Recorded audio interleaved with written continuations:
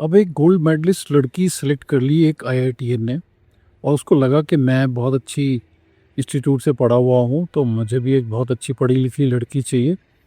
और उसने एक गोल्ड मेडलिस्ट लड़की को शादी के लिए सेलेक्ट कर लिया। दोनों की शादी हो गई। इनिशियल पीरियड तकरीबन 1 साल तक तो थोड़ा बहुत ठीक चला।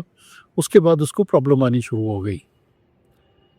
तो क्योंकि दिमाग वाला लड़का था, उसने पूरी कोशिश करी रिलेशनशिप को ठीक करने की, what ever he could do it, and finally he give in. मतलब उसने अपने इमोशंस खोलने शुरू कर दिए। अब इमोशंस का मतलब क्या होता है? जब भी आप किसी के सामने अपने इमोशंस एक्सप्रेस करने शुरू कर देते हो ज़रूरत से ज़्यादा, तो आपको एक बहुत ही वीक इंसान समझा जाता है। ऑन द स्पॉट ठीक है, आपको थोड़ा बहुत वो इंसान जो है कंसोल कर देगा, लेकिन ओवरऑल आपको बहुत ही वीक इंसान समझा जाएगा। एज ए मेल इस चीज़ को ध्यान से सुन लो आप। एज ए मेल, अगर आपको लगता है बहुत ही गलत हुआ है, रोने का मन करता है, तो या तो आप अकेले में रोओगे, या जिस भी भगवान को ध्याते हो उसके सामने रोओगे। फीमेल के सामने नहीं रोना है।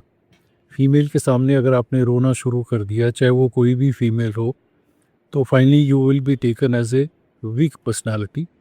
और फिर बाद में जब पावर डायनामिक्स चेंज होती है, तो फिर आपको कोई भी इम्पोर्टेंस नहीं दी जाएगी। थोड़ी बहुत दया हो सकती है आपके ऊपर में कि वीक इंसान है। अब चाहे जहाँ मर्जी से पढ़े लिखे हो आप, जैसे मर्जी इंसान हो, इस चीज़ को समझ लो। ओके? बिकॉज़ फीमेल्स खुद भी इमोशनल होती हैं, और उनके जो इमोशंस होते हैं वो साइक्लिक होते हैं, लूप फॉर्म में चलते हैं। अभी वो रो रही हैं, अभी वो हँस के किसी से बात कर रही हैं, अभी वो मोमोज़ खा रही हैं, अभी वो शॉपिंग की प्लानिंग कर रही हैं। ये उनके इमोशंस चलते रहते हैं। व्हेयरएज़ जो मेल के इमोशंस होते हैं वो लीनियर होते हैं। मतलब अगर उसको गुस्सा आ रहा है तो उसको गुस्सा आ रहा है, और वो गुस्सा काफ़ी टाइम तक रहता है, डिपेंडिंग अपॉन आपकी किस टाइप की पर्सनैलिटी है, राइट? और फीमेल को ये पता लग जाता है क्योंकि मैं बहुत इमोशनल हूँ और ये मेरी वीकनेस है। तो इसलिए अगर कोई दूसरा इंसान उसके सामने इमोशंस को दिखाएगा, स्पेशली नेगेटिव इमोशंस को दिखाएगा, तो उसको वो इंसान वीक लगेगा। इसको दिमाग में अपने बिठा लो, फीमेल के सामने रोना नहीं है, ओके? ज़रूरत से ज़्यादा एक्सप्लेन नहीं करना है अपने आप को, वो नहीं समझ पाएगी, जितनी मर्ज़ी पढ़ाई पढ़ी हुई फीमेल हो। अब पढ़ी हुई फीमेल के साथ इस इंसान को क्या प्रॉब्लम आ रही थी, इसको समझो। फीमेल जो चीज़ की पढ़ाई करती है, उस बुक्स से रिलेटेड चीज़ों को वो समझना शुरू कर देती है। उसके दिमाग के कुछ चक्षु खुल जाते हैं उस एरिया के जिसकी वो पढ़ाई करती है, राइट?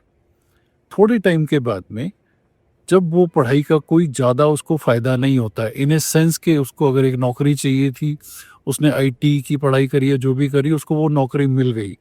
तो उसके बाद वो अपने आप को बहुत कम अपग्रेड करती है, और उसके ऊपर जो रिस्पॉन्सिबिलिटीज़ होती हैं वो भी धीरे-धीरे कम हो जाती हैं, बिकॉज़ उसकी पोज़ीशन बढ़ती जाती है।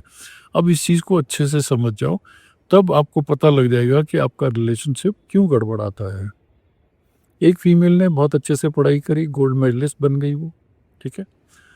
उस पढ़ाई में थोड़ा बहुत उसको ज्ञान प्राप्त हो गया, उसके अलावा उसने कुछ नहीं पढ़ा। उसने ज़िंदगी की कोई किताब नहीं पढ़ी, उसने किसी की ऑटोबायोग्राफ़ी नहीं पढ़ी, उसने कुछ और सीखना चाहा ही नहीं। उसने अपने फीमेल के जो ट्रेट्स थे, कंपेयर करना, क्रिटिसाइज़ करना, कटाक्ष करना, इस टाइप के, क्रिबिंग करना, इस टाइप के सारे ट्रेड्स उसने सँभाल के रखे, थोड़ी-सी पढ़ाई की, बस उतनी सी पढ़ाई की। और जब उसके सिर से रिस्पॉन्सिबिलिटी हट जाती है, जैसे ही वो पोज़ीशन में एलिवेट होती है, या शादी के थोड़े टाइम के बाद में, रिस्पॉन्सिबिलिटी कुछ नहीं रहती है। बिकॉज़ मेल पूरी ट्राई करता है कि इसकी लाइफ़ को मैं कंफर्टेबल बना दूँ, जितना कंफर्टेबल मैं बना सकता हूँ। तो जैसे-जैसे आपने फीमेल की लाइफ़ को कंफर्टेबल किया, पैसों से, सुविधाओं से, जो भी आप कुछ अरेंज कर पाए, उसके सिर पे कोई रिस्पॉन्सिबिलिटी नहीं रही, तो वो एक टिपिकल फीमेल के फॉर्मेट में आ जाती है। उस पढ़ाई का कोई मतलब नहीं रहता है। 1 टू 2% फीमेल्स होती हैं जो ज़िंदगी के बारे में सीखना चाहती हैं, बिहेवियर को समझना चाहती हैं, राइट? लोग कैसे इंटरेक्ट करते हैं, लोग कैसे एग्ज़िस्ट करते हैं, बिहेवियर में क्यों चेंजेज़ आते हैं, कैसे चेंजेज़ आते हैं, इसको वो पढ़ना चाहती है और समझना चाहती है, एंड अकॉर्डिंगली अपनी लाइफ में उसको अडेप्ट करना चाहती है। इस टाइप की 1 to 2% फीमेल्स होंगी। बाकी फीमेल्स किसी भी पढ़ाई में धुरंधर होंगी, अपना बहुत अच्छा उन्होंने स्कोर हासिल कर लिया, लेकिन जैसे उनके सिर से रिस्पॉन्सिबिलिटी हट गई, वो नॉर्मल फीमेल फॉर्मेट में आ गई और फिर वो जो है आपकी हालत ख़राब कर देंगी। हाँ, जिन फीमेल्स के ऊपर में रिस्पॉन्सिबिलिटी रहती है, मान लो सिविल सर्विसेज वाली है या कोई ऐसी पोजीशन पे है जहाँ पे उनके ऊपर काफ़ी सारी रिस्पॉन्सिबिलिटीज़ हैं, तो वो फिर इस फॉर्मेट में नहीं आती। इस बात को ध्यान रख लेना। तो कभी भी आप फीमेल के साथ जब इंटरेक्ट करते हो, उसकी ज़िंदगी को ज़रूरत से ज़्यादा कंफर्टेबल मत कर दो यार, कुछ तो रिस्पॉन्सिबिलिटी छोड़ो। ठीक है, जो आपके साथ उसका टाइम पीरियड है, उसकी रिस्पॉन्सिबिलिटी आप नहीं देना चाहते हो, आप लाइफ को कंफर्टेबल करना चाहते हो। लेकिन कुछ ना कुछ, कहीं न कहीं कुछ ऐसा काम होना चाहिए जहाँ पे she should feel responsible, she should be answerable to somebody. इस वक़्त जितने भी लोग दुनिया में अपनी फीमेल पार्टनर से सफ़र कर रहे हैं, उनको एक बार ये देखना चाहिए कि उनकी फीमेल सारा दिन करती क्या है? क्या करती है?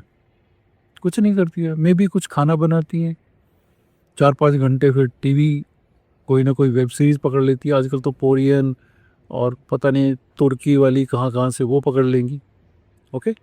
उसके बाद में फिर चुगली कर लेंगी, फ़ोन पे बहुत कई घंटे बात कर लेंगी, फिर थोड़ा-सा इनको तीखा खाने को चाहिए होगा। अब आप ये बताओ कि ये जिसका प्रोफ़ाइल है इंसान का, क्या वो आपके साथ कम्पीट कर सकता है? उसकी मानसिकता क्या है?